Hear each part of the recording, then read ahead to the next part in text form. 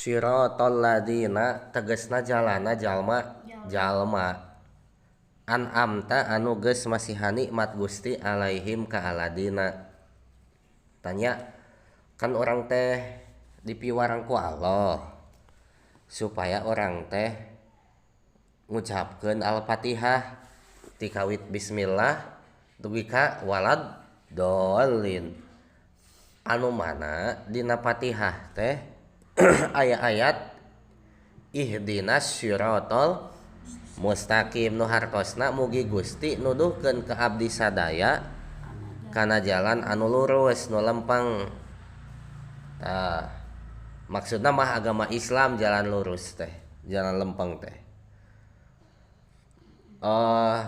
Ari agama Islam atawa jalan lurus teh nya eta jalana jalma-jalma anu geus dipasihan nikmat ku Gusti Allah. Di orang yang memeluk agama Islam adalah orang-orang yang dipasihan nikmat ku Gusti Allah. Terang masihan nikmat. Bahasa Arabna teh masihan nikmat teh in'am. Naon cenah? In'am teh masihan nikmat. Naon ari masihan nikmat teh Depaja? Masihan nikmat teh nyaeta masihkeun kahadean ka batur dengan syarat nu dipasihan nikmatna teh orang berakal atawa makhluk berakal. Naon masihan nikmat teh masihkeun kahadean ka batur dengan syarat nu dipasihan nikmatna makhluk berakal. Atuh lain disebut in'am atawa masihan nikmat lamun teh mah masihkeun kahadean kanu teu berakal seperti manusia, seperti masihkeun nikmat kana kuda. Eta mah cenah masihkeun kahadean ka kuda gitu. Eta mah masihkeun kahadean ka kuda teu disebut masihkeun nikmat, teu disebut in'am. Contoh deui masihkeun kahadean kana hayam. Masihkeun kahadean kana hayam sanes masihan nikmat eta. Paham? Jadi masihkeun nikmat teh Allah teh disebut masihkeun nikmat adalah Allah memberikan kahadean ka saha?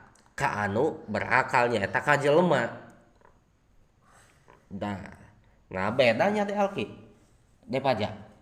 Jelema jeung sasatoan beda. Aya persamaanana? Aya. Naon? Persamaanana teh nya hewan osok sasatoan osok tuang osok mam osok leueut sok dahar sok nginum atuh. Jelema oge osok dahar osok nginum. Mung aya bedana. Ari sato mah kitu terus dahar nginum modal sare tos sakitu dan lain sebagainya. Ai jelema mah henteu kitu hungkul. Henteu dahar hungkul, henteu nginum hungkul, henteu modal hungkul, henteu sare hungkul jelema mah. Bedana teh naon? Sabab jelema mah dipasihan akal. Jelema mah dituntut ibadah, jelema mah dituntut makrifat ka Allah, jelema mah dituntut belajar. Ari sasatoan henteu. Sugan aya sasatoan belajar sakola ngaji henteu.